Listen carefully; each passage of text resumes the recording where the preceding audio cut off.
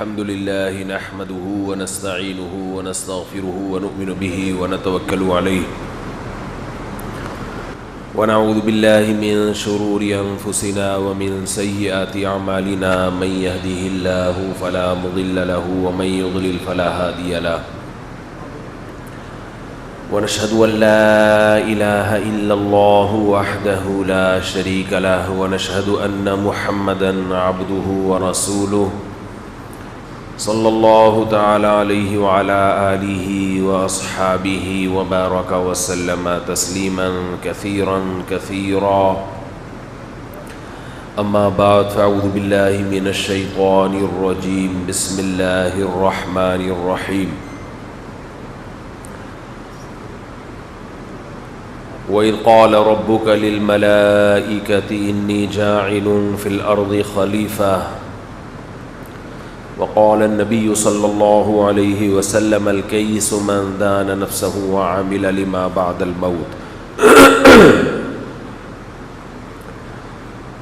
قرآن مجید کی آیت کا ایک حصہ اور رسول اللہ صلی اللہ علیہ وسلم کی حدیث پڑھی ہے. اللہ تعالیٰ سے دعا ہے اللہ تعالیٰ صحیح طرح سے بات کہنے کی، سننے کی، سمجھنے کی اور پھر عمل کی توفیق عطا فرمائے. جمعہ کے ان بیانات میں 2-3 ہفتوں سے ایک موضوع لے کے چلا ہوں. معمول ہے کہ جب کوئی ٹاپک لے کے چلتا ہوں تو 25-30 مہینے تمہید میں ہی گزر جاتے ہیں. کل ایک صاحب ملاقات کے لیے آئے، ٹائم نہیں تھا، پکڑنے لگے بھئی ٹائم دے دیں. میں نے کہا امام مہدی کے آنے سے 2 دن پہلے. تو یہ بھی ایک طریقہ ہے کسی کو ٹائم دینے کا، بھئی امام مہدی جیسے ہی آئیں گے ملاقات انشاءاللہ. اور ایک طریقہ یہ بھی اب نیا ذہن میں آیا ہے کہ میرا جو ایک ٹاپک چل رہا ہے جب وہ مکمل ہو گیا بیان میں تو پھر انشاءاللہ ملاقات کریں گے. خیر، بات یہ چل رہی تھی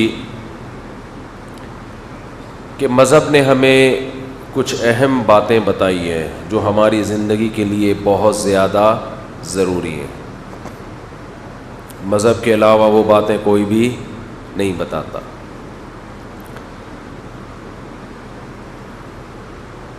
تو مذہب کے علاوہ ان باتوں کا جواب کہاں سے ملتا ہے؟ اس کا جواب یہ کہ کہیں سے بھی نہیں ملتا. جب جواب ملتا ہی نہیں ہے تو پھر ایسے ہی زندگی ہوتی ہے جیسے گدھے کا کوئی باپ نہیں ہوتا. تو پھر ایسی زندگی ہوتی ہے. تو کچھ بہت اہم پوائنٹ کی باتیں ہیں جو مذہب نے ہمیں بتائیں، لیکن ایک مسئلہ یہ ہے ہماری قوم کا، بلکہ یہ انسانیت کا مسئلہ ہے. جس آدمی کو اپنا دعویٰ درست ثابت کرنا ہوتا ہے وہ دلیل کو نہیں دیکھتا، بلکہ وہ یہ دیکھتا ہے جس طرح سے بھی میری بات کا لوگوں پہ اثر ہو جائے میں وہ دلیل اس کے خلاف دے دوں، چاہے حقیقت میں اس میں دلیل کا عنصر ہو یا نہ ہو. جیسے یہ جو مذہب کے خلاف لوگ ہیں نا، جو سرے سے مذہب کو مانتے ہی نہیں ہیں، میں ان کی اسپیچز بھی کبھی کبھار سنتا ہوں. ایتھیس یہ ایک دلیل دیتے ہیں کہ دیکھو یہ مذہبی لوگ آپس میں کتنا لڑتے ہیں. یہ مذہبی لوگ یہ خود ایک بات پہ جمع نہیں ہیں. یعنی وہ لوگ جو خدا کو ماننے والے ہیں، خدا کو بولو نا، ماننے والے ہیں، وہ خود ایک بات پر متفق نہیں ہیں. یعنی ہمیں کہتے ہیں خود، یعنی ایک یا خدا کو مانو. بہرحال یہ کائنات خود سے نہیں بنی بلکہ کسی نے اس کو بولو نا بنایا. تو وہ دلیل پتہ ہے کیا؟ یہ بہت پوائنٹ کی بات ہے، اس کو نوٹ کر لیں، اس پہ کلپ بناؤ ورنہ اس پہ کچھ اچھا سا نام دے گے نا، یہ بہت ضروری ہے. تو یہ جو مذہبی لوگ ہیں، بیٹا ریکارڈ نہیں کرو ٹھیک ہے نا، مذہبی لوگ ہیں جو مذہب کو نہیں مانتے، وہ دلیل کیا دیتے ہیں کہ یار جو خدا کو مانتے ہیں ان کا ہم سے مقابلہ ہے، ان کا ہم سے ہم کہتے ہیں کوئی خدا نہیں ہے، بس ایسے ہی، یہ کہتے ہیں خدا ہے. تو جب آپ ان سے ڈیبیٹ کریں گے تو یہ کہیں گے یہ پہلے خود تو کسی ایک چیز پر متفق ہو جائیں، یہ پہلے خود تو کسی ایک چیز پر متفق ہو جائیں. ان کے آپس میں پھڈے دیکھو، ایک کہتا ہے ایک خدا ہے، کچھ کہتے ہیں ہزاروں خدا ہیں. اب ہمارا پھڈا دو لوگوں سے ہے، یعنی اسلام کو جو فالو کرتے ہیں ان کا پھڈا دو قسم کے لوگوں سے. ایک ان سے بھی جو سرے سے خدا کو مانتے ہی نہیں ہیں، ہم ان کو دلائل دے کے قائل کرتے ہیں خدا ہے، یہ کائنات خود سے نہیں بنی. دوسرا پھڈا ہمارا ان لوگوں سے ہے جو اس بات میں ہم سے شریک ہیں، وہ مانتے ہیں کہ کسی نے بنایا ہے، لیکن وہ سارے ایسے نہیں کہ ہم ان کو گلے لگا لیں. ہم کہتے ہیں نہیں، تم سے ہمارا پھڈا یہ ہے کہ تم کہتے ہو ایک خدا کے علاوہ بھی خداؤں کی عبادت ہے، جبکہ ہم کیا کہتے ہیں ایک خدا. تو پھڈے کے اندر ایک اور پھڈا، پھڈی جسے کہہ سکتے ہیں آپ، بڑے پھڈے سے تھوڑا چھوٹا پھڈا. جیسے فرقوں میں فرقیاں کہتے ہیں نا، فرقوں کے اندر فرقیاں نکلی ہوئی ہیں. تو جب ایک پھڈا ان سے ہمارا ہوا تو ایتھیس کیا بولے گا کہ جو خدا کو ماننے والے ہیں وہ آپس میں متفق نہیں ہیں. تو کیا یہ اس کی دلیل ہے کہ ایتھیس برحق ہے بھائی؟ یہی دلیل لبرل لوگ مولویوں کے خلاف دیتے ہیں، یہ آپس میں لڑتے رہتے ہیں. جو مذہب کو ماننے والے لوگ ہیں یہ آپس میں کیا کرتے رہتے ہیں؟ بولو نا، لڑتے رہتے ہیں. وہ کہہ رہے وہ صحیح نہیں ہے، وہ کہہ رہے وہ صحیح نہیں ہے، وہ کہہ رہے یہ صحیح نہیں ہے، وہ کہہ رہے یہ صحیح نہیں. آپس میں لڑتے رہتے ہیں. تو آپ نے اس میں یہ دیکھنا ان میں کون لڑائی میں صحیح ہے، کون لڑائی میں غلط ہے. پھر یہ جو مذہبی لوگوں کی آپس میں جنگ ہے، اس میں اہل کتاب ایک طرف اور مشرکین دوسری طرف. خدا کو تو بدھسٹ بھی مانتے ہیں، ہندو بھی مانتے ہیں، پارسی بھی مانتے ہیں، لیکن کسی آسمانی کتاب کو نہیں مانتے. پیغمبروں کے سلسلوں کو بولو نا نہیں مانتے. اب کوئی ہندو ہم سے کہے کہ موسیٰ علیہ السلام کو تو تم بھی مانتے ہو، عیسائی بھی مانتے ہیں، یہودی بھی مانتے ہیں، ہم تو کسی پیغمبر کو نہیں مانتے، لیکن اس کے باوجود تمہارا آپس میں اچھا خاصا پھڈا ہے. پہلے خود تو متفق ہو جاؤ، پہلے خود تو تم تو اہل کتاب ہو، سب مانتے ہو کہ آسمان سے کتابیں نازل کی اللہ نے، پیغمبروں کو نازل کیا، ان سلسلوں کو تم مانتے ہو خدا صرف ایک ہے. تم تو مانتے ہو، ہم تو مانتے ہی نہیں کوئی پیغمبروں کا کوئی سلسلہ ہے. تم تو مانتے ہو خدا نے پیغمبر بھیجے، لیکن تم آپس میں بھی متفق بولو نہیں ہو. تو تم ہمیں کیا سمجھاؤ گے پہلے خود تو متفق ہو جاؤ؟ یہ دلیل صحیح ہوگی؟ بھئی کیا ہو گیا، اتنا کیوں مرجھائے ہوئے بیٹھے ہو یار؟ بول دو نہیں ہوگی، ایسے ایسے کرو، یوں بھی کرو، زبان سے بولو. اصل تو زبان سے فوکس کرنا ہے. تو یہ دلیل درست ہوگی ہندو کی. ہم بولیں گے یار ہمارا یہود و نصارہ سے پھڈا اپنی جگہ، لیکن تو یہ بتا کہ یہ جو تو ہزاروں بتوں کی عبادت کرتا ہے، پتھر کے بت بنا کے اسی کے سامنے جھکتا ہے، یہ بات کھوپڑی میں آنے والی نہیں ہے. ایک عالم تھے انڈیا کی جیل میں، تو وہ کہیں چھوٹ کر آ گئے. ان سے کسی نے پوچھا کہ کہیں رہا ہو گئے ہوں گے، ان سے کسی نے پوچھا، انہوں نے اپنا ایک واقعہ سنایا کہ ایک ہندو میرے پاس جیل میں آیا، ہندو میرے پاس جیل میں آیا، کہنے لگا اسلام پر طنز کرتے ہوئے کہنے لگا کہ یہ دیوبندی اور اہل حدیث اختلاف آپس میں کیا ہے. ہندو تھا، شرارتی، ان کو پتا تھا کہ یہ دیوبندی اور اہل حدیث کے مسئلے میں ہمیں الجھائے گا. یعنی یہ کہے گا پہلے تم خود تو ایک ہو جاؤ.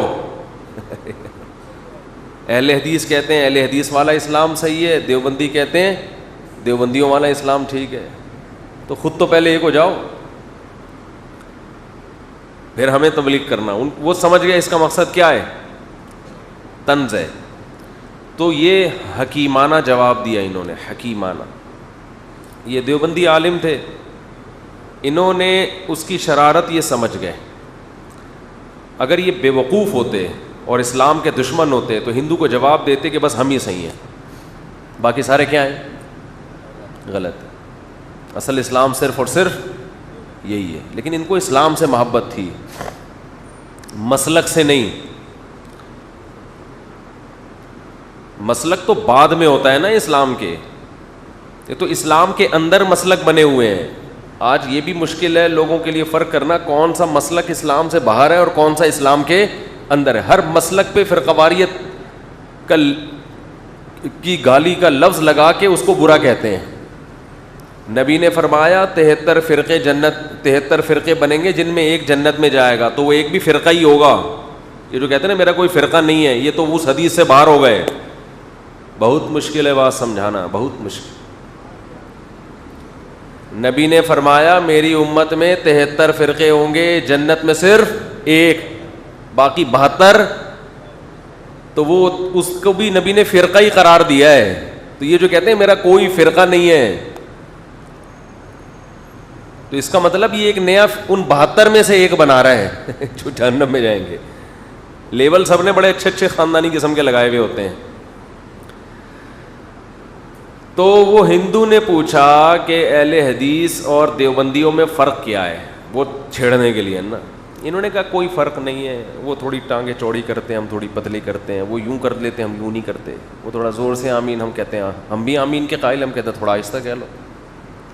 لیکن اتنی بات ان میں بھی زبردست ہے, ہم میں بھی, کہ ہم بھی ایک کو مانتے ہیں, ہزاروں کو وہ بھی نہیں مانتے. خدا ایک ہی ہوتا ہے.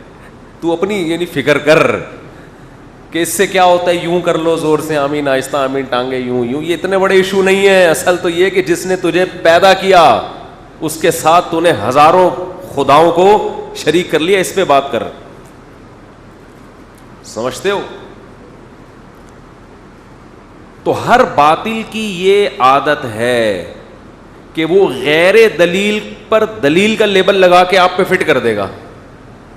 جو چیز دلیل نہیں ہوتی اس کو خود سے دلیل قرار دے کر آپ کے خلاف اس کو میدان میں یعنی ڈیبیٹ کے دوران اس کو لے آئے گا. جیسے ایتھیس یہ کہتے ہیں یہ مذہبی لوگوں میں اتنی جنگیں ہوئی ماضی میں, یہ آپس میں لڑتے ہیں, ہندوؤں کی لڑائیاں ہوئی مسلمانوں سے, مسلمانوں کی ہوئی, مسلمان کہتے تھے ہم برحق, ہندو کہتے تھے ہم ٹھیک ہیں.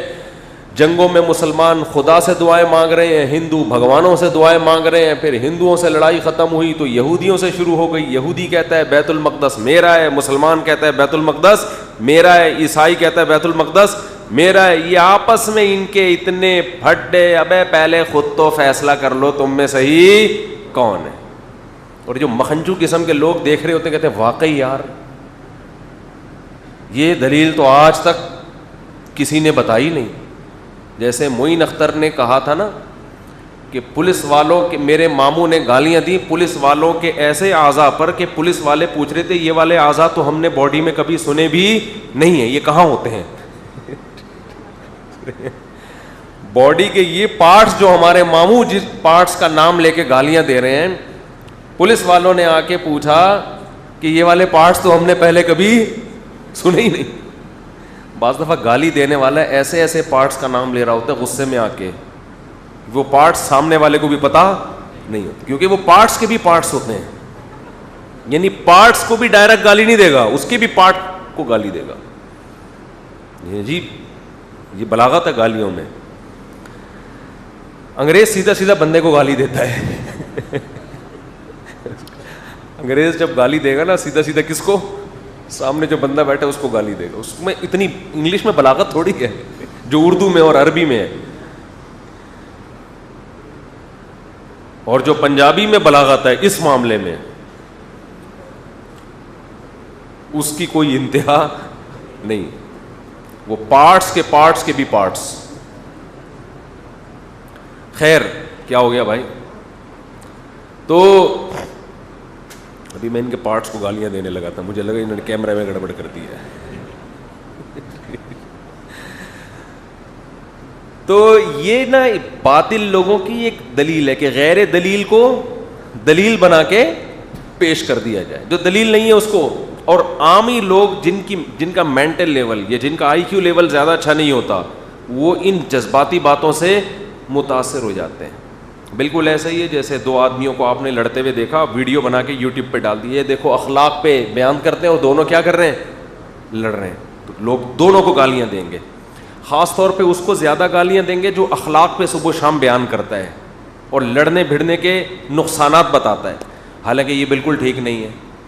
عین ممکن ہے وہ اپنے دفاع میں لڑ رہا ہو بھائی, سامنے والا اس کو مار رہا ہو تو یہ اس کی مار سے بچنے کے لیے یہ تھوڑی کہ ڈھال لے کے کھڑا ہو جائے گا, یہ بھی تو لگائے گا.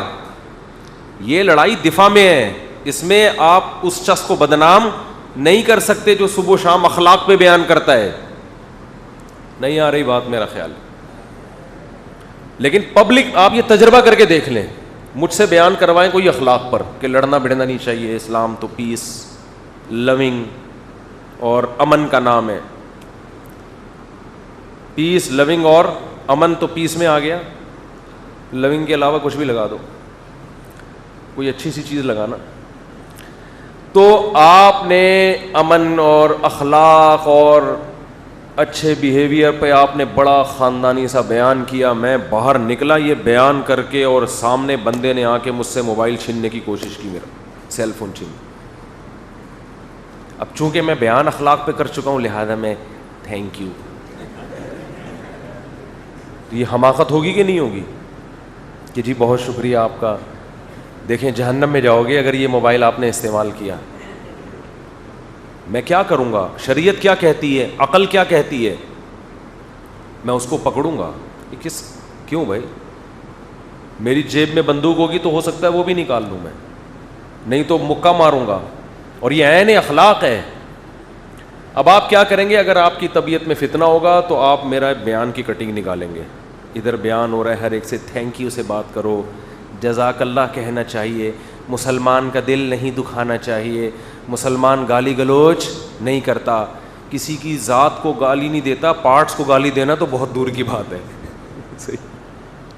نہ ایسے پارٹس کو گالی دیتا ہے جو نون ہے, نہ ایسے پارٹس کو گالی دیتا ہے جو جس کا سامنے والے کو بھی نہیں پتا.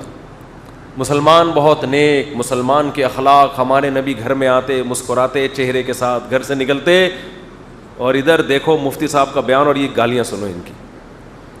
یوٹیوب پہ آ رہا ہے, یہ پنچ لگا رہا ہوں اس کو تھپڑ اور گریبان, میں اس کا پھاڑ رہا ہوں, ہمارا گریبان پھاڑ رہا ہے, اور بندوں کو بلا رہا ہوں, کوٹ رہے ہیں پکڑ کے.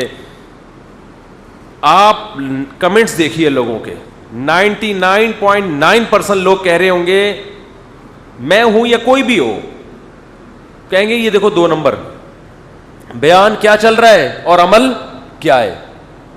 حالانکہ یہ بد اخلاق ہونے کی دلیل بولو نا یار نہیں ہے, کیونکہ دلیل کی ڈیفینیشن ہی لوگوں کو نہیں پتا. ہمارے ہاں بہت سے لوگوں کو دلیل کی ڈیفینیشن, ہم جب مدرسوں میں پڑھتے ہیں, تو مجھے ٹی وی اینکر نے بہت پھنسانے کی کوشش کی کہ مدرسوں میں بد اخلاقی ہوتی ہے, مدرسوں میں یہ ہوتا ہے. میں اللہ کی قسم اٹھا کے کہتا ہوں, میں اسکولوں میں زیادہ پٹا بھی ہوں, لڑکوں کو پٹتے ہوئے بھی دیکھا ہے, مدرسے میں نہیں پٹا. لیکن میں یہ بات اس لیے بیان نہیں کر رہا کہ لوگ اسکول اور مدرسوں کا کمپیئر نہ شروع کرتے ہیں. ہمارا مقصد اسکول کو بدنام کرنا نہیں ہے, لیکن اپنا بڑے سے بڑا جرم بھی ٹھنڈے پیٹوں پی جاتے ہیں.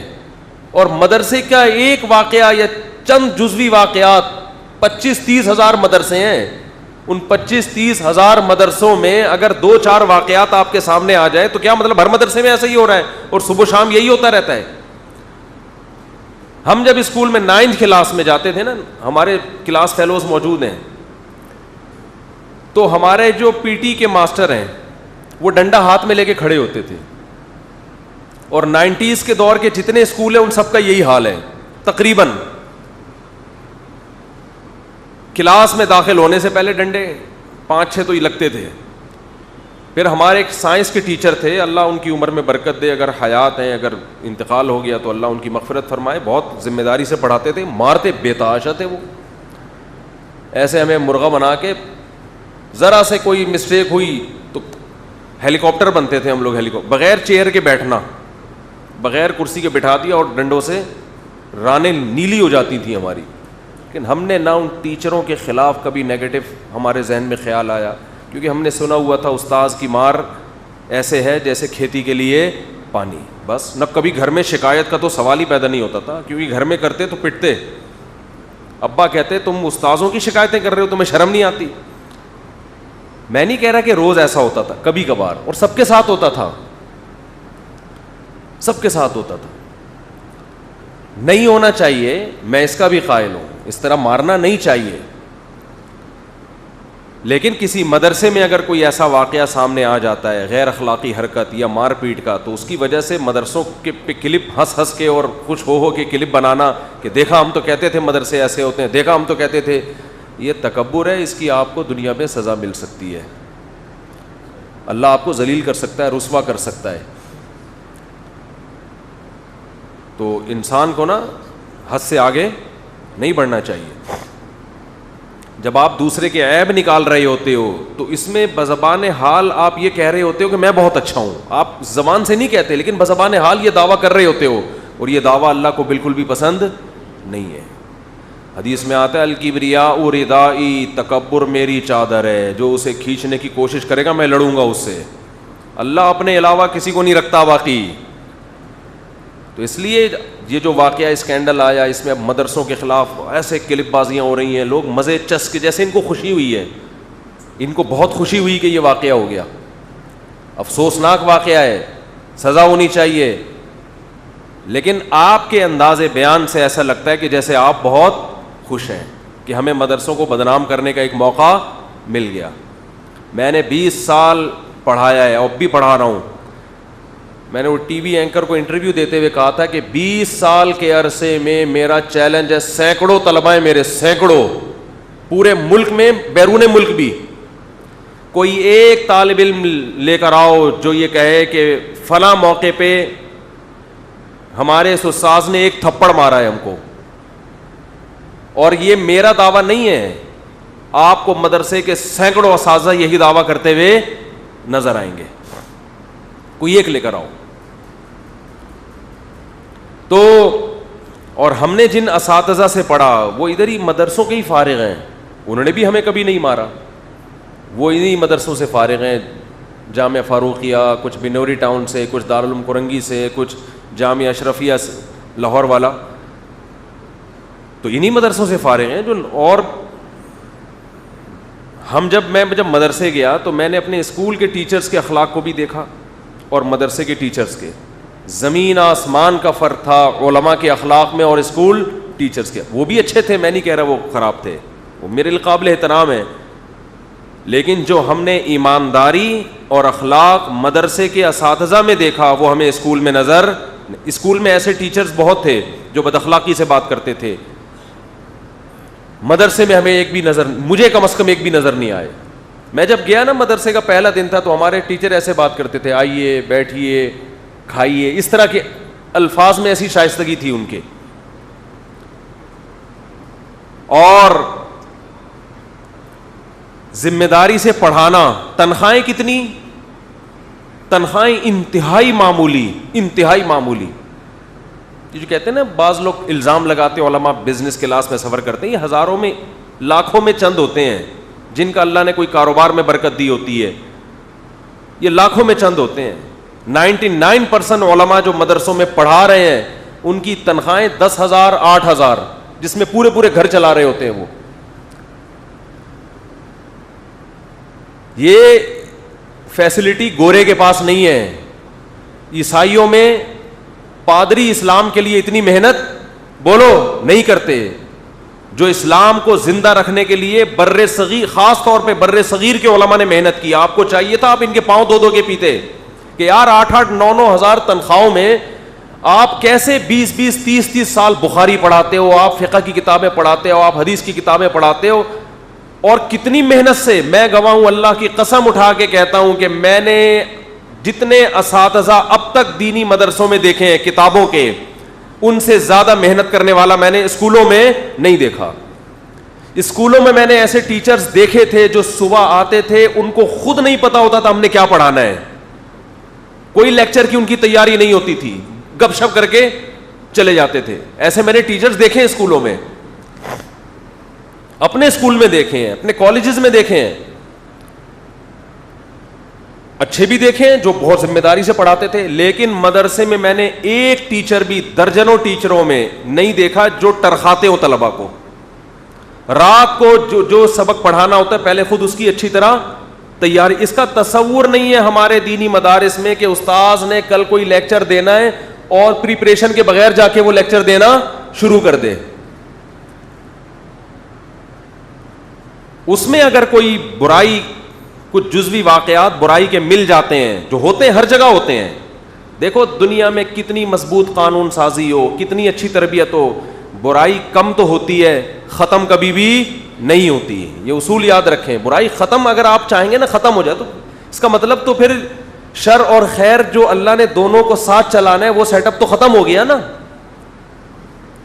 تو موقع مل گیا لوگوں کو اس اسکینڈل کے بعد باتیں بنانے کا دینی مدارس کے خلاف. دینی مدرسے کی ڈیفینیشن کیا ہے, یہ بہت اہم پوائنٹ ہے سمجھنے کا. بعض لوگ یہ بھی کرتے ہیں, یہ حقیقت بیان کر رہا ہوں آپ کے سامنے, جن کے پاس کمانے کا کوئی ذریعہ نہیں ہوتا. ایسے بھی لوگ ہیں, کمانے کا کوئی ذریعہ نہیں ہوتا. وہ کیا کرتے ہیں, شہروں کا رخ کرتے ہیں. کچی آبادیوں میں انہوں نے 4 دیواری کھڑی کر دی, وہاں لا کے 8-10 یتیم بچے کرائے پہ لے کے. بولو یار, اب مجھے نا ڈر لگ رہا ہے آپ لوگ کہیں میں سے بعض لوگ یہ سلسلہ نہ شروع کر دیں, یار یہ تو ارننگ کا بہترین ذریعہ ہو, یہ والے پارٹس تو ہمیں پتہ ہی نہیں تھے. 4 دیواری کھڑی کی, 8-10 یتیم بچے ادھار لے کے بولو ڈال دی. اب ان کے نام پہ بکرا دے مار 4.5 سائن بورڈ لگے میں ہمارے ہاں یتیم بچے. وہ بچے بھی ایسے ہوتے ہیں لگتا ہے آرڈر پہ یتیم کروائے ہیں باقاعدہ, کیسے ایسے مرجھائے ہوئے چہرے, ان کے پھٹے پرانے کپڑے. وہ ویڈیوز بھی ان کی جا رہی ہیں اور وہ منہ دکھا دکھا کے ان سے لوگوں سے چندہ لے رہے ہیں. کسی کو کوئی پرواہ نہیں ہوتی, محلے والوں کو یا انتظامیہ کو یا اور لوگوں کو, بھئی یہ کتنا آڈٹ کا کوئی سسٹم تو ہو, یہ چندہ کہاں آ رہا ہے, یہ چندہ کہاں جا رہا ہے, ایجوکیشن کا کیا سسٹم ہے. تو یہ ادارہ مدرسہ نہیں کہلاتا, یہ دکان ہے. یہ اس کو تو مدرسہ آپ نے خود نام دیا ہوا ہے. ایسے بہت سے ادارے ہیں. تو لوگ ان یتیم بچوں کا منہ دیکھ دیکھ کے کیا کر رہے ہوتے ہیں, پیسے دے رہے ہوتے ہیں. وہ کمانے کا ذریعہ ہے. وہ محتمم بعض دفعہ کھا رہا ہوتا ہے, دبا کے کھا رہا ہوتا ہے, اور تھوڑے سے کھلا بھی رہا ہوتا ہے وہ. تو یہ آپ کا قصور ہے, یہ مدرسوں کا قصور نہیں ہے. یہ تو آپ کا قصور ہے کہ آپ مدرسہ اور دکان میں فرق بولو نہیں کرتے. یہ تو آپ کا قصور ہے کہ جو منہ اٹھا کے آتا ہے آپ 2-4 یتیم بچے دکھا کے آپ سے پیسے نکلوا لے اور آپ نے پیسے پکڑا دی. بہترین کمانے کے 2 ذریعے آپ کو میں بتا رہا ہوں, note point to be noted. Point to be motivational speaker ہوتے ہیں نا, آپ کو کمانے کے ذریعے بھی بتا رہے تھے. میں کمانے کے 2 حرام ذریعے بتا رہا ہوں آپ کو معذرت کے ساتھ. حرام اس لیے بتا رہا ہوں کہ تاکہ آپ اس سے بچیں, لیکن اگر کوئی حرام خوری کرنا چاہتا ہے تو اس کے لیے بھی بہترین طریقہ. کیا خیال ہے بھائی؟ 2 بہترین طریقے کروڑ پتی بننے کے. اللہ بچائے, یہ جہنم کی آگ ہے جو آپ کھاؤ گے. یہ میں اس لیے نہیں بتا رہا کہ آپ بھی کمائیں, اس لیے بتا رہا ہوں کہ جو اس طرح سے کما رہا ہے اس سے آپ نے ہوشیار رہنا ہے. 2 طریقے بتا دوں, میرا ٹاپک بھی پھر مکمل کرنا ہے نا. وہ ٹاپک کی گچی پکڑ کے رکھیں کہاں چھوڑا تھا, صحیح ہے. پہلا طریقہ, روحانی علاج کا دفتر بنایا. آپ دفتر بھی نہیں, ایسا بزنس بتاؤں گا جس میں انویسٹمنٹ 5 روپے کی بھی نہ ہو, 5 روپے کی بھی نہ. روحانی علاج. دفتر بھی نہ کھولیں, اپنے ہی گھر میں بیٹھ جائیں, بچوں کو کہتے ہیں باہر مشہور کر دو, میں دم درود کرتا ہوں, بس اس پہ انویسٹمنٹ نہیں. اشتہار لگائیں گے تو وہ بھی 5 روپے کا کاغذ تو آئے گا نا, وہ کم از کم مشہور کر دیں کہ میں کیا کرتا ہوں, روحانی علاج. اور یہ بھی بتا دیں کہ پیسے نہیں لیتا. بچوں کو یہ بھی بتا دیں کہ جب کوئی پوچھے تو کہنا ہمارے ابو پیسے نہیں لیتے, یہ لازمی بتائیں اس میں, صحیح ہے. لوگ دیکھو جیسے کرونا پھیلا ہے نا, ایسے آپ کی خبر دنیا میں پھیلے گی. ویکسین ایجاد کرنی پڑے گی آپ کی کہ پیسے کو روکنے کے لیے. اتنا پیسہ آپ کے گھر کی طرف رخ کرے گا. ہاں, جیسے ہی خبر ہوگی بھائی اس گھر میں ایک یہ بھی ضروری نہیں کہ مسلمان بیٹھا ہوا ہے, یہ بھی ضروری نہیں کہ اس گھر میں کوئی بزرگ بیٹھے ہوئے ہیں علاج کے لیے, یہ بھی ضروری نہیں کہ کوئی انسان کا بچہ بیٹھا ہوا ہے, یہ بھی ضروری نہیں کہ وہ چرس نہیں پیتے, یہ بھی ضروری نہیں کہ وہ ہیروئن نہیں پیتے, یہ بھی ضروری نہیں کہ وہ شراب نہیں پیتے, بس ایک ہیولا ہونا چاہیے, بے شک وہ گدھا ہو. یعنی پہلے تو یہ تھا کہ روحانی علاج والے کے لیے ضروری تھی کوئی پرسنالٹی ہو, چہرے پہ کم از کم نور وور نظر آ رہا ہو تھوڑا سا, تو یہ جن بھگائیں گے. اب یہ بھی الحمدللہ یہ ختم. اب جتنا آڑا ترچھا ٹیڑھا میڑا ہوگا اتنا پہنچا ہوا ہوگا. یہ ٹیڑھا ہوا اس لیے کہ پہنچا ہوا بہت ہے, نارمل ہوتا تو نہا دھو کے بیٹھا ہوتا سیدھے عام انسانوں کی طرح. سمجھ رہے ہیں؟ دوسرا, اس میں آپ کو کوئی سیدھی بات نہیں کرنی ہے. اب روحانی علاج کے لیے لوگ آپ کے پاس آئیں گے, وہ آپ سے پوچھیں گے یہ میرا بیوی بھاگ گئی ہے یا بھاگی ہوئی ہے, آ نہیں رہی ہے یا جا نہیں رہی ہے, کچھ بھی مسائل ہو سکتے ہیں. یہاں سے اکثر لوگوں کے مسئلے شروع یہاں سے ہوتے ہیں, ٹھیک ہے نا. دو قسم کے لوگ آئیں گے, ایک وہ جن کو بیوی مل نہیں رہی, ایک وہ جو مل گئی ہے تو پچھتا رہے ہیں دفعہ کیوں نہیں ہو رہی. دو ہی مسئلے 99% تو آپ نے ایسی باتیں کرنی ہیں جو اس کی سمجھ میں نہیں آئیں. اب آپ کہہ سکتے ہو یار یہ باتیں کرنا تو بہت مشکل ہے جو اس کی سمجھ میں نہ آئے. تو دیکھو ایسی کرو جو آپ کی بھی سمجھ میں نہ آئے, یہ بتا رہا ہوں آپ.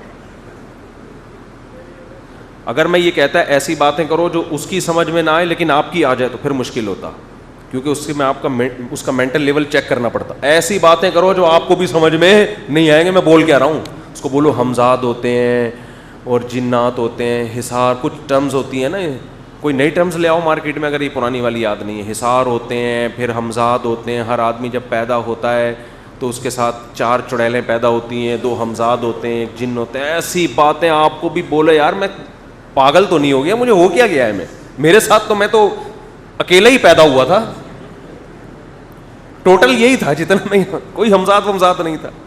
یہ جو ہمزاد ومزاد کے ڈرامہ یہ چھوڑ دیں, یہ کچھ بھی نہیں ہے. آپ ٹوٹل یہی ہیں جتنے ہیں, اس کے علاوہ آپ کچھ بھی نہیں ہیں. تو وہ ایسا انسپائر ہوگا, وہ بولے گا بھائی حضرت کو اللہ نے, او بھائی بہت یار, کیونکہ ایک لفظ بھی سمجھ میں نہیں آ رہا, اس کا مطلب بہت ہی پہنچے ہوئے ہیں, تبھی تو سمجھ میں نہیں آ رہا. اب آپ نے کیا کرنا ہے, تعویذ کیسے بنانا ہے. کاغذ کا خرچہ بھی نہیں کرنا, اپنے بچوں کی اسکول کی کاپیاں کیوں پھاڑ پھاڑ کے خراب کریں بھائی, سیدھی سی بات ہے. اس کو بولو بھائی کاغذ خود لے کر آؤ, پین بھی اسی سے منگوائیں. بولیں آپ کے کاغذ اور آپ کے قلم میں جو تاثیر ہے وہ اس قلم میں نہیں ہے. اس کے بعد آپ نے کیڑے مکوڑے بنانے یوں کر کے, یوں گھمایا 3 دفعہ, یوں گھمایا 3-4 دفعہ, یوں کیا. اور اگر آپ کو لکھنا پڑھنا آتا ہے تو اس میں اللہ کا نام لکھ دیں آپ, یا اللہ مدد. اس میں تعویذ بھی توحیدی بن جائے گا, شرک کی بو بھی کیا ہو جائے گی, ختم ہو جائے گی. یا اللہ مدد لکھ دیا, اور کچھ بھی لکھ دو. اس نے کون سا پڑھنا ہے, اس کو بتاؤ کھولنا نہیں ہے. اس میں آپ لکھ دو 3 دفعہ الو کے پٹھے, حقیقت بتا رہا ہوں, لوگ نہیں دیکھتے. اس میں آپ اس کے ایسے پارٹس کا نام لکھ دو جو اس کو بھی معلوم نہیں ہے, اور ان پہ گالیاں لکھ دو آپ, اور اس کو آپ پیک کر کے دو. بولو بھائی یہ آپ نے ہے سمندر میں نہیں پھینکنا. وہ کوئی ایسی چیز بتاؤ جو بہت اس کو لگے کوئی عجیب سی. کس کے نیچے, بیڈ کے نیچے. بیڈ کے نیچے بھی رکھ سکتے ہیں. اس کو آپ پانی میں گھول کے صبح شام 7 دفعہ پی سکتے ہیں. کچھ بھی بھائی سوچ کے تھوڑی بولنا ہے. میں سوچ کے بولوں گا پھر تو کوئی چیز سمجھ میں آئے وہیں پھینک دو, جو بھی سمجھ میں آ رہا ہے پھینک دو. اس کے بعد کیا ہوگا, اسے یہ وہم ہو جائے گا کہ میں ٹھیک ہو رہا ہوں. اسے کیا ہو جائے گا, اور آپ نے اس کو یہ کہنا ہے پیسے میں نہیں لیتا. جیسے ہی پیسے دینا شرم نہیں آتی, بابا کو پیسے دیتے ہو. میں آپ سے بتا دوں, دیکھو 1-1.5 سال انتظار کرنا پڑے گا. اس کے بعد آپ کی 4 شادیاں بھی یہیں سے ہوں گی. عورتیں آئیں گی جو آپ کو ان میں پسند آئے گی نا, آپ اس کو بولو گے کہ اس کا حل ہی یہی ہے کہ بابا سے شادی کر لو, اور وہ کرے گی آپ سے. روحانی علاج والوں نے بہت عورتوں کو بیوقوف بنا کے ان سے شادیاں کی ہیں, بہت عورتوں, کیونکہ یہ خود یہ کام کرتے ہیں تو الزام میرے اوپر ڈالتے ہیں. ایک وہ کلپ چلا دیا تھا نا ایک نے, مفتی صاحب نے ایک کو پھنسا کے شادی کی, پتہ نہیں وہ کہاں ہے پھنسی ہوئی یار, ہمیں مل نہیں رہی.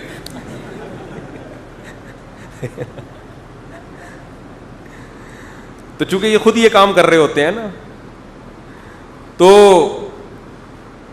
دیکھو آپ نوٹ چھاپنے کی مشین نہ بنو تو میرا نام بدل دینا. آپ ایسا پیسہ آئے گا کہ آپ آگے بھاگ رہے ہوگے, پیسہ آپ کے پیچھے, اور عزت بھی آپ کے پیچھے پیچھے. پیر صاحب بنو گے بھائی آپ, پیر صاحب.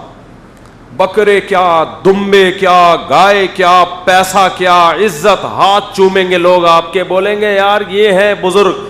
کیونکہ ان لوگوں میں 1000 لوگوں کے مسئلوں میں اگر 5% کے مسئلے بھی حل ہو گئے, جو ہو ہی جاتے ہیں ویسے ہی.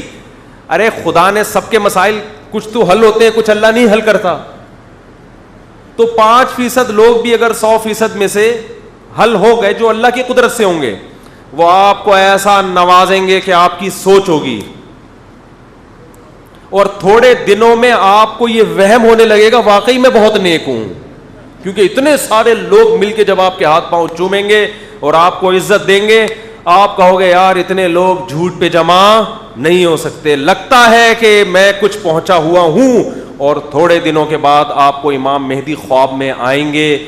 آپ کو, کیونکہ جب سب تعریفیں کر رہے ہیں تو آپ کو یہ وہم ہونا, یہ انسان کی فطرت ہے. وہ سمجھتے ہیں شاید یار کچھ گاڈ گفٹڈ کچھ ہو میرے اندر, شاید ایسے پارٹس اللہ نے مجھے دیے ہوں جن کا مجھے بھی علم نہ ہو, شاید کچھ ایسے پارٹس, باطنی پارٹس. تو پھر اس کے بعد آپ کو امام مہدی بھی خواب میں آئیں گے, پھر آپ کو الہامات, کرامتیں, پھر پیروں کے خواب بھی آئیں گے. کوئی پیر آ کے آپ کو بتا رہا ہوگا کہ آپ کو مریدوں کو آپ کے بارے میں بشارتیں ملیں گی. کوئی مرید آپ کو آ کے بتائے گا آج میں نے آپ کو جنت میں ٹہلتے ہوئے دیکھا.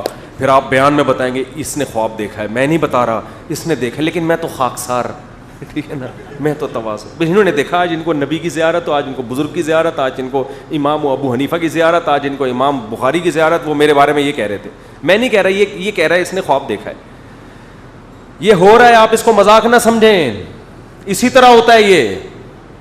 اس بزرگ کو اپنے بارے میں وہم واقعی ہوتا ہے کہ میں بزرگ ہوں, یہ واقعی ہونا شروع ہو جاتا ہے, اور پھر وہ اپنی اوقات بھول جاتے ہیں.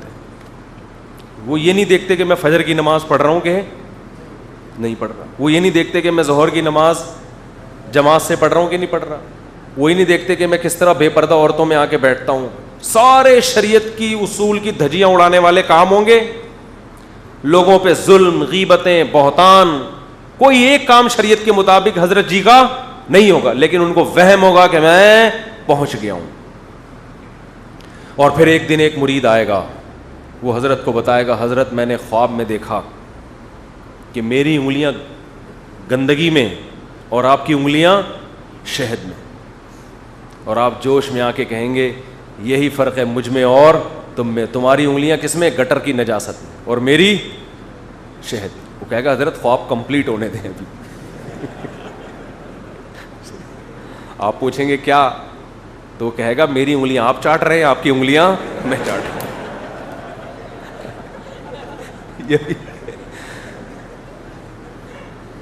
سمجھتے ہو؟ مت پڑھو ان چکروں میں, روحانی ٹوپی ڈرنا. کوئی پرابلم ہو اللہ سے دعا. ہاں جو وظائف قرآن و سنت میں ہیں ہم ان کی ترغیب دیتے ہیں. لوگ میرے بارے میں یہ کہتے ہیں بالکل ہی منکر ہو گیا, ایسا نہیں ہے بھائی, ایسا نہیں. صبح شام کی دعائیں پڑھو, بسم اللہ الذی لا یضر مع اسمہ شیء فی الارض ولا فی السماء وہو السمیع العلیم. ایسا مزہ آتا ہے یہ پڑھنے میں, ایسا لگتا ہے مسئلہ حل ہو ہی گیا بس. اس اللہ کے نام کے ساتھ, اے اللہ میں اپنے کاموں کا آغاز کرتا ہوں اس اللہ کے نام کے ساتھ, لا یضر مع اسمہ شیء, جس کے نام کے ساتھ کوئی چیز نقصان نہیں پہنچا سکتی. فی الارض ولا فی السماء, نہ آسمانوں میں کوئی مجھے نقصان دے سکتا ہے اور نہ زمین میں. وہو السمیع, کیونکہ وہ سننے والا, العلیم اور جاننے والا ہے. وہ میرے حالات کو دیکھ رہا ہے, اس کو اپنے آپ کو اس کے حوالے کیا. رات کو سونے کا وظیفہ کیا ہے, کیسی کیسی خاندانی دعائیں نبی نے سکھائی ہیں. پڑھنے میں اتنا مزہ آتا ہے, ایسا لگتا ہے بس اللہ نے اپنی رحمت کے آغوش میں اور گود میں لے لیا اللہ نے. اب اللہ نے کہا ٹینشن نہ کر بھائی, تو سوتے ہوئے آپ کیا وظیفہ پڑھو, عاملوں کے پاس مت جاؤ. سوتے ہوئے ہمارے پیغمبر نے کیسے پیار, کیسی پیاری دعا سکھائی. اللہم انی اسلمت نفسی الیک، اے اللہ میں اپنی جان کو تیرے حوالے کر، کیونکہ اب میں سو رہا ہوں، وہ کچھ بھی ہو سکتا ہے، میں اپنی جان کو تیرے حوالے کر رہا ہوں. ووجہت وجہی الیک، اپنے چہرے کو تیری طرف پھیر رہا ہوں، یعنی پوری توجہ تیری طرف کر رہا ہوں. ووجہت وجہی الیک وفوضت امری الیک، تمام کام جتنی بھی میری فائلیں ہیں نا وہ تیرے سپرد کر کے سو رہا ہوں. ساری فائلیں، سارے کام، سارا جو بھی میرے ذمے کام ہے وہ سب کس کے حوالے؟ وہ سب تیرے حوالے. وفوضت امری الیک والجأت ظہری الیک، اپنی کمر کو تیرے حوالے کر رہا ہوں، اس کی حفاظت کرنا. یہ کنایا ہے جان کی حفاظت کے، جیسے کہتے ہیں نا کمر مضبوط کی، تو مراد کیا ہوتا ہے؟ اس پورے انسان کو سپورٹ کیا. والجأت ظہری الیک لا ملجأ ولا منجا منک الا الیک، اے اللہ اگر تو مجھے کوئی مصیبت دینا چاہے، جو انسان بھی نقصان پہنچا رہا ہے تو اس میں اللہ کے ارادے کا دخل ہے، تو اے اللہ کسی بھی طرح سے اگر تو مجھے نقصان پہنچانا چاہے تو تیرے نقصان سے بچنے کے لیے بھی راستہ تیرے ہی پاس ہے، پناہ گاہ بھی تیرے ہی پاس ملے گی. دیکھو کوئی دشمن آ رہا ہے بندوق ہاتھ میں لے کے، آپ کو پتا ہے فائر کرے گا، مارے گا، تو آپ دوسری طرف بھاگو گے یا اسی دشمن کی طرف بھاگو گے؟ دوسری طرف بھاگو گے. آپ کو پتا ہے جو مارتا ہے وہ پناہ نہیں دیتا. تو اللہ سے کہا جا رہا ہے اللہ اگر تو ہمیں نقصان پہنچانا چاہے گا تو ہم کسی اور طرف بھاگ بھی نہیں سکتے، بھاگ کے آنا بھی ہم نے کس کے پاس ہے؟ تیرے پاس ہی ہے، بچائے گا بھی تو ہی.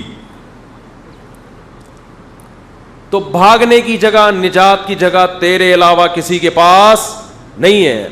آمنت بکتابک الذی انزلتا، پھر اپنے ایمان کو تازہ کر کے انسان سوتا ہے. اے اللہ میں ایتھیس نہیں ہوں کہ جو خدا کو نہیں مانتے، اور میں اہل کتاب میں سے نہیں ہوں جو تیری آخری کتاب کو نہیں مانتے. آمنت بکتابک الذی انزلتا، جو کتاب تو نے آسمان سے اپنے بندوں کی ہدایت کے لیے نازل کی ہے جسے قرآن کہا جاتا ہے، میں اس پر ایمان رکھتا ہوں. وَنَبِيِّكَ الَّذِي أَرْسَلْتَ، اور اس نبی پر بھی ایمان رکھتا ہوں جو تو نے بھیجے تھے. تمام باطل ادیان سے برات کا اعلان کر کے انسان سوتا ہے. آپ صلی اللہ علیہ وسلم نے فرمایا اس حالت میں موت آئی تو مات علی الفطرہ او کما قال، فطرت پہ، اسلام پہ، نیچر پہ موت آئے گی. اور پھر نبی نے فرمایا کس طرح دائیں کروٹ پہ سونا ہے. دائیں کروٹ پہ آپ صلی اللہ علیہ وسلم سونے کی ابتدا کرتے تھے. لوگ کیسے چت پڑے ہوئے ہوتے ہیں. تو روحانی عاملوں کے پاس جاؤ گے تو تمہیں الٹی سیدھی چیزوں میں لگا دیں. خیر یہ پیسہ کمانے کا کون سا طریقہ ہو گیا؟ ایک پہلا طریقہ، اس طرح سے آپ کما سکتے ہیں. دوسرا طریقہ، آپ نے کیا کرنا ہے؟ 2-3 یتیم بچے ادھار، اس میں تھوڑی محنت زیادہ ہے. 2-3 یتیم بچے کسی سے کیا لینے؟ بے شک یتیم نہ بھی ہو، باپ زندہ ہو، ادھار لے لو چند دنوں کے لیے. اور ایسے لوگ تلاش کرو جو ادھار دینے کے لیے بولو بھائی ہم یہ ادارہ کھول رہے ہیں، اس میں آپ کے سچی مچی کے نہیں مل رہے تو جھوٹی موٹی کے کچھ دنوں کے لیے ہمیں دے دو. وہ دے گا نہیں تو آپ اس کو بھی بول دو یار جب پیسہ آئے گا تو تھوڑا سا تمہارا بھی کمیشن ہوگا اس میں. یا کم از کم یہ کہہ دو کہ میں اس کو فری کھلاؤں گا، فری کھلاؤں گا. تو بہت سے غریب لوگ ہوتے ہیں کہتے ہیں یار چلو ہمارا بچہ فری میں پل رہا ہے. اس کے بعد آپ نے قبضے کی زمین، اس میں قبضے کی بھی چلتی ہے کیونکہ پھر لوگ لڑتے بھی نہیں ہیں، بولتے ہیں یار ٹرسٹ ہے اور یتیم بچوں کی شکل دیکھ کے نا قبضہ بھی نہیں چھڑاتے لوگ. کہتے ہیں یار اتنا نیک کام ہو رہا ہے اس میں کون پولیس والوں کا کیوں ساتھ دیں ہم.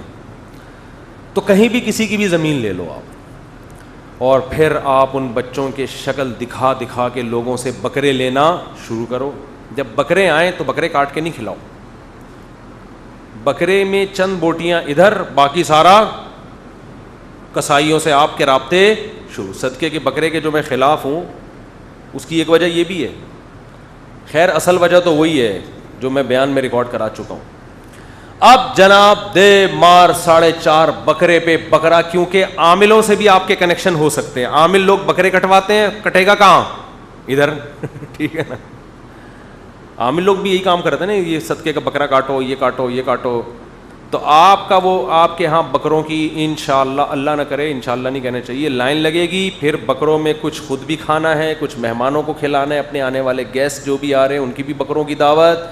لوگ کہیں گے بھائی ماشاء اللہ اللہ نے ایسا نوازا ہے، حضرت کی سخاوت بھائی ماشاء اللہ ماشاء اللہ. جب بھی مہمان آتا ہے کیا کھلاتے ہیں؟ بکرے کی بریانی کھلاتے ہیں. کچھ مدرسے کے طلبہ کو آپ نے کھلانا ہے، اور کچھ بکرے کسائیوں سے بولو گوشت بکے گا آپ کا انتہائی مناسب ریٹ پہ. یتیم بچوں کو ہوش ہی نہیں ہوتا کہ ہمارے نام پہ، وہ اس پہ خوش ہوتے ہیں ہمیں گھر میں دال ملتی ہے، یہاں بکرا مل. تو ایسے مدرسوں کا کوئی تربیت کا نہ کوئی ویژن ہوتا ہے، نہ وہ کسی بڑے مدرسے سے ان کا الحاق ہوتا ہے، کوئی ان کے سرپرستی اور ذمہ داری کے لیے تیار نہیں ہوتا. اس طرح کے بہت سارے ہیں.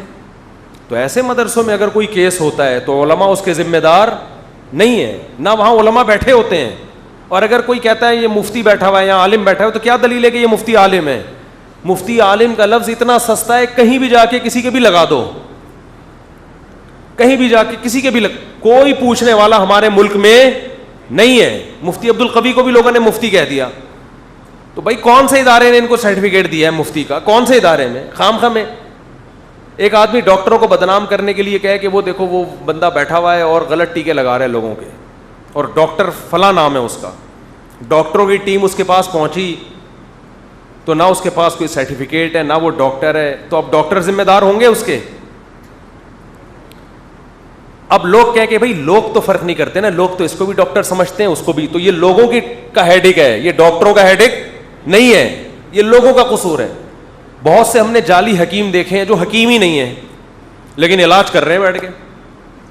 میں نے بھی اپنا قصہ سنایا تھا، ایک کلینک کھولی بھی یہیں کہیں ہے، نام نہیں بتاؤں گا. میں چلا گیا، میرا پیٹ ہی ٹھیک نہیں ہو رہا تھا بہت عرصے سے، تو میں ان کے پاس چلا گیا. انہوں نے پتہ نہیں کون سی دوائیں مجھے دیں، میں جانتا بھی تھا ان دواؤں کے بارے میں. مجھے کہتے ہیں آپ کا یورک ایسڈ بڑھا ہوا ہے. وہیں پھینک دو بیٹھے بیٹھے. اتفاق سے یورک ایسڈ میں ٹیسٹ کرا چکا تھا چند دن پہلے، 2-4 دن پہلے، وہ ٹھیک تھا بالکل. ان کو نہیں پتا تھا. وہیں نا تاکہ انسپائر ہوگا انسان، ارے بھائی ان کو تو یورک ایسڈ کا بھی پتہ ہے یار، یہ تو میڈیکل سائنس بھی پڑھی ہوئی ہے انہوں نے. کہہ رہے ہیں ایکچولی آپ کا یورک ایسڈ بڑھ گیا. میں نے کہا میں نے تو ابھی ٹیسٹ کروایا ہے بھائی، 2-4 دن پہلے بالکل صحیح تھا. کہہ رہے ہیں بھائی 2 دن میں اوپر نیچے ہوتا ہے، یوں جاتا ہے یوں آتا ہے. میں نے کہا پھینکنے پر گورنمنٹ کی طرف سے کوئی پابندی نہیں. اب آپ کو حکیم برے ہوتے ہیں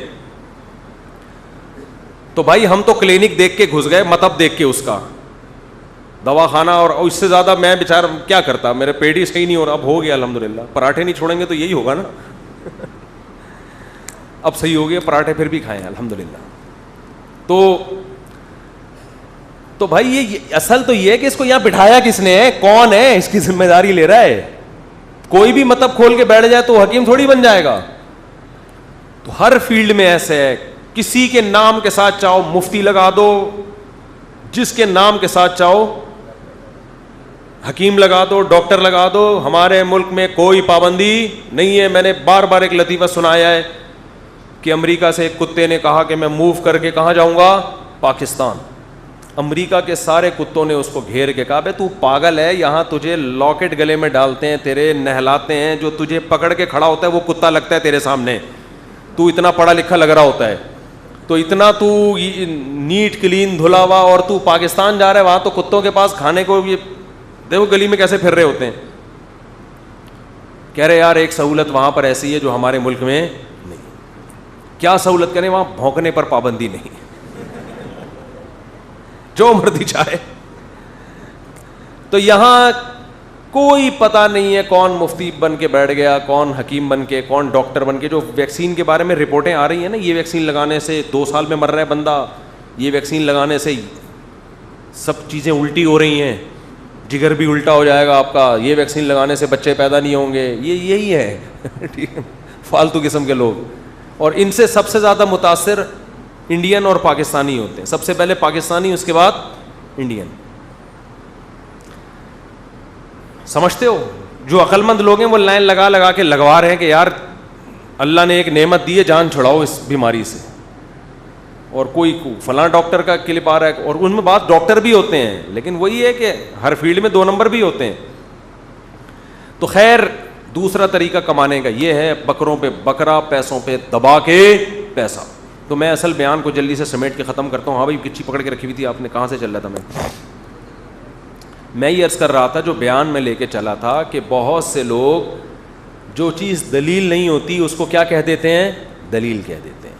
مثال کے طور پر ایتھیس یہ کہتے ہیں یہ دیکھو مذہبی لوگ کی ہمیشہ سے جنگیں ہوتی رہی ہیں, یہ مذہب نے آپس میں لڑوایا, پہلے عیسائیوں کی خلافت قائم ہوئی تلواریں چلیں, پھر پہلے یہودیوں کی خلافت قائم ہوئی تلواریں چلی ہیں, لڑے ہیں, دنیا میں خون خرابہ ہوا, پھر جناب عیسائیوں نے واٹ لگائی یہودیوں کی, یروشلم پہ قبضہ کیا, فلسطین پہ, اور پھر مسلمان آئے, لڑائیاں. یہ سارا خدا کے تصور سے دنیا میں امن نہیں پھیل رہا, بلکہ کیا ہو رہا ہے, پھڈے ہو رہے ہیں, لڑائیاں ہو رہی ہیں.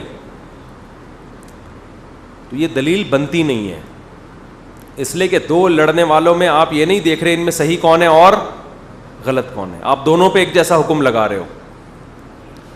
ہم کہیں گے کہ اگر ہم خدا کو مانتے ہیں تو اس کے جمیع لوازمات کے ساتھ مانتے ہیں. جس خدا نے موسیٰ کو پیغمبر بنایا, جس نے عیسیٰ کو بنایا, اسی نے محمد صلی اللہ علیہ وسلم کو بنایا. اور یہ تورات اور انجیل میں آج تک محمد صلی اللہ علیہ وسلم کی خوشخبریاں موجود ہیں. تو جو محمد صلی اللہ علیہ وسلم کو نہیں مان رہا تو وہ اس خدا کو مان ہی نہیں رہا جس نے محمد صلی اللہ علیہ وسلم کو اپنا سفیر بنایا ہے. یہ اس کا ہیڈک ہے, یہ اسلام کا قصور نہیں ہے. دلائل کی دنیا میں 2 اور 2 4 کی طرح بات واضح ہو چکی ہے. اسی طرح جو باطل فرقے کے لوگ ہیں وہ بھی یہ دلیل دیتے ہیں کہ ابے یہ تو آپس میں سارے جو لبرل لوگ ہیں نا, جو خدا کو تو مانتے ہیں لیکن اسلام سے ان کا رشتہ بہت کمزور ہے, تو وہ بھی یہ مولوی لوگ آپس میں ہی لگے رہتے ہیں.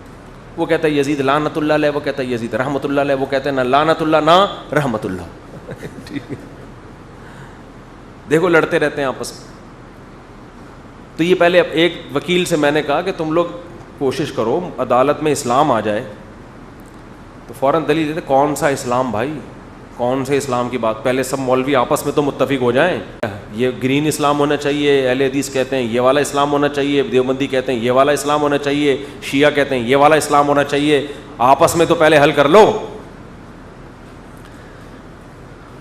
بھائی. جب آپ اسلام کو نافذ کرنے کی کوشش کرو گے تو اس پہ بھی آپ ایک کمیٹی بنا سکتے ہو جس میں سلیکٹڈ علماء ہوں, جو پڑھے لکھے علماء ہوں. وہ آپ کو بتائیں گے کون سی چیز اسلام میں ہے اور کون سی چیز اسلام سے باہر ہے. ہر مسئلے کا حل ہو سکتا ہے.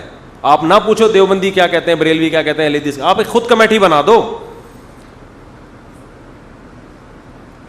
سعودی عرب میں بھی اسلام ہے یا نہیں ہے, تو ان کو تو کوئی کنفیوژن نہیں ہو رہی. وہاں کی عدالت میں 99%, میں نہیں کہہ رہا 100%, 99% اسلام ہے, ان کو تو کوئی کنفیوژن نہیں ہو رہی. سعودی عرب کی عدالت میں جب آپ کوئی کیس لے کے جاتے ہیں, ایسے وکیل قرآن و سنت سے دلائل پڑھنا شروع کرتے ہیں. وہاں عدالت میں یہ نہیں ہوتا قانون کی کتاب کے صفحہ نمبر فلاں پہ, وہاں یہ ہوتا ہے فقہ, یا تو قرآن و سنت سے براہ راست, اور اگر کوئی مسئلہ اختلافی ہے تو فقہ حنبلی کی کتابوں, کیونکہ وہاں زیادہ تر لوگ فقہ حنبلی کو فالو کرتے ہیں. اکثریت فقہ حنبلی کو فالو کر رہی ہے, تو انہوں نے کہا جس مسئلے میں اختلاف ہوگا تو وہ کس میں جائیں گے ہم, امام احمد بن حنبل کا جو مسلک ہے اس کے فتویٰ جس پر قول پہ دیا جاتا ہے وہ تو فقہ حنبلی کی کتابیں پیش کی جاتی ہیں, اور وہ کتابیں ان کے آئین میں شامل ہیں, قانون میں شامل ہیں کہ پہلے یہ کتاب, پھر تو وکیل عدالت میں کھڑا ہوتا ہے قرآن لے کے, حدیث لے کر اور فقہ کی کتابیں لے کر, وہ پڑھنا شروع کرتے ہیں, مسئلے حل ہو جاتے ہیں ان کے. دوسری بات یہ ہے کہ یہ جو آپ کہتے ہو کہ یہ گرین چینل کا اسلام الگ, وائٹ کا الگ, اور ان کا الگ اور ان کا الگ, کچھ چیزیں تو سب میں متفق ہیں نا, ان کو نافذ کر دو. کیا خیال ہے بھائی, زنا سب میں کیا ہے, بولو نا, حرام ہے. وائٹ چینل, گرین چینل, اہل حدیث سب کیا کہتے ہیں, عورت کے لیے بے پردگی اسلامی حکومت میں جائز نہیں ہے. ابھی وزیر اعظم نے بڑا خاندانی, اور 2 کام وزیر اعظم نے بہت خاندانی اور شاندار کیے ہیں. ایک ایبسلیوٹلی ناٹ, بہت اپریشیٹ کرنا چاہیے تھا اس پر ملک کے وزیر اعظم کو, لیکن جتنا اپریشیٹ کرنا چاہیے اتنا قوم شاید کر نہیں رہی ہے. ہر چیز میں تو ہم 2 نمبر ہی نکالنا شروع کر دیتے ہیں. سیاست ہے, یہ اصل میں یوں ہے تو اصل میں یوں ہے, تو اس کا مطلب دنیا میں کبھی کوئی اچھا کام کر ہی نہیں سکتا. آپ نے جب ہر اچھے کام میں کیڑے ہی نکالنے ہیں ہر اچھے کام میں کیڑے ہی نکالنے ہیں. بھائی یہ بہت خاندانی لفظ ہے. ایبسلیوٹلی ناٹ, اس کا مطلب ہلکا نہیں ہے, یہ بہت بہت وزنی لفظ ہے. جنرل مشرف کو بھی دھمکی دی گئی تھی, اس وقت انہوں نے ایبسلیوٹلی ناٹ, گھننے بنے ہوئے گھننے, چھوڑو رہنے تو, جیسے چل رہے ہو ٹھیک ہے. دوسرا کام خاندانی جو وزیر اعظم نے کیا, وہ خاندانی کام یہ کہ پردے کے بارے میں ایک زبردست اسٹیٹمنٹ کہ مرد روبوٹ نہیں ہوتا. یہ بہت خاندانی بات ہے. اس کا جو اسلام دشمن قوتیں جو ملک میں بے حیائی کو پروموٹ کرنا چاہتی ہیں, ان کے نظر میں یہ جملہ بہت بھاری ہے, اس کا وزن بہت زیادہ ہے. کہ ایک وزیر اعظم جو لبرل سمجھا جاتا ہے, اس کی زبان سے, ملک کا ایک بہت بڑے عہدے پر ایک آدمی بیٹھا ہوا ہے اور وہ ایسی بات کہہ رہا ہے, اس پہ بہت زیادہ اپریشیٹ کرنا چاہیے ہمیں. قطع نظر اس سے کہ پی ٹی آئی کیا کہہ رہی ہے, جے یو آئی کیا کہہ رہی ہے, مسلم لیگ کیا کہہ رہے ہیں, بھائی ہمیں اس وقت ملک کے سربراہ کی حیثیت سے دیکھنا ہے, شخصیت کی حیثیت سے نہیں دیکھنا. عمران خان کیا ہے, کیا کرتا رہا ہے, کیا کرے گا, ہمیں نہیں پتا. ہم ایک وزیر اعظم کی, ہمارے ملک کے وزیر اعظم نے, عمران خان کو بھی چھوڑو, ملک کے وزیر اعظم نے بیان دیا ہے, تو یہ پاکستان کے لیے ایک اعزاز کی بات ہے. اور اگر یہ کوئی اور بیان دیتا تو ہم اس کو بھی اپریشیٹ کرتے. یہ بیان اگر مسلم لیگ کے سربراہ کی طرف سے آتا, پیپلز پارٹی کے سربراہ کی طرف سے آتا, تو ہم اس کو بھی اپریشیٹ کرتے. تو اس میں آپ لسانیت اور عصبیت کا شکار نہ ہو. خیر, تو بات کیا کر رہا تھا, بس ختم کرنی ہے یار. ابے بولو نا, تمہیں کیا بیٹھے ہوئے ہو فضول آدمی. دلیل کی میں بات کر رہا تھا کہ دلیل, ہاں یہ کہتے ہیں دیکھو آپس میں لڑ رہے ہیں, تو یہ کوئی دلیل نہیں ہے آپس میں لڑ رہے ہیں یا آپس میں ان کے اختلاف حل نہیں ہو رہے. بھائی آپ دیکھو ان میں صحیح جو ہے اس کی طرفداری کرو, جو غلط ہے اس کو آپ غلط کہو. لڑائی تو رہے گی ہمیشہ, اختلاف قیامت تک رہے گا, اس میں آپ نے حق کا ساتھ دینا ہے. یہ نہیں کہنا کہ یہ دونوں لڑ رہے ہیں تو دونوں ہی کیا ہیں, غلط ہیں. یہ تو دنیا میں کہیں بھی اصول نہیں ہے. یہ ایسا ہی ہو گیا جیسے ستار بھائی نے وسیم بھائی پہ جھگڑا ڈالا کہ اس نے میرے 1 لاکھ روپے کھائے ہیں. وسیم بھائی کہہ رہے ہیں میں نے نہیں کھائے, دونوں عدالت میں پہنچ گئے, کیس چلا. وسیم کہہ رہے یہ غلط ہے, وہ کہہ رہے عدالت کہ تم دونوں ہی غلط ہو, دفعہ ہو, تم تو دونوں ہی لڑ رہے ہو, تم تو دونوں ہی لڑ رہے ہو, دفعہ ہو یہاں سے. جج کو کہا جائے گا آپ کو ہم نے جو کرسی پہ بٹھایا ہے نا کہ دونوں تو لڑ رہے ہیں, ان میں صحیح لڑائی پہ کون ہے, غلط پہ کون ہے, یہ جج کرنے کے لیے بٹھایا ہے, یہ فتوے دینے کے لیے نہیں بٹھایا کہ دونوں لڑ رہے ہیں لہذا دونوں ہی غلط ہے. جج اب پریشان ہے نا, اس نے بیانات سنے میں بعض اسکالرس کے, وہ جج پریشان, ٹینشن میں آ رہا ہے کہ یار یہ تو دونوں ہی لڑ رہے ہیں آپس میں, پتہ ہی نہیں چل رہا ان میں صحیح کون ہے, ان میں غلط کون. ان کے تو آپس میں ہی اختلاف, مسئلہ حل نہیں ہو رہا, تو پہلے آپس میں مسئلہ حل کرو. تو کہہ رہے ہیں آپس میں مسئلہ حل کرنے کے لیے تو آپ کو باپ بنایا ہم نے. اب جج نے ایک بیان دے دیا, فار ایگزامپل جج نے کہا یہ صحیح ہے یہ غلط ہے, جو غلط ہے وہ کہہ رہا ہے میں نہیں مانتا جج کی بات کو. اب وہ جج کے خلاف تقریر کر رہے ہیں, عوام کہہ رہی ہے تینوں غلط ہیں, عوام کہہ رہی ہے تینوں غلط ہیں. اب عوام کے علاوہ کوئی اور مخلوق اگر آئے گی تو وہ کہے گی چاروں غلط ہیں, کیونکہ عوام ان تینوں سے لڑ رہی ہے, یہ تینوں آپس میں ایک دوسرے لڑ رہے ہیں, یہ چاروں کیا ہو گئے. تو یہ تو سلسلہ قیامت تک ختم ہونے والا نہیں ہے. عقل مندی کا تقاضا ہے کہ لڑ رہے لڑنے تو ان کو, آپ نے یہ جج کرنا ہے ان میں صحیح کون ہے اور غلط کون ہے.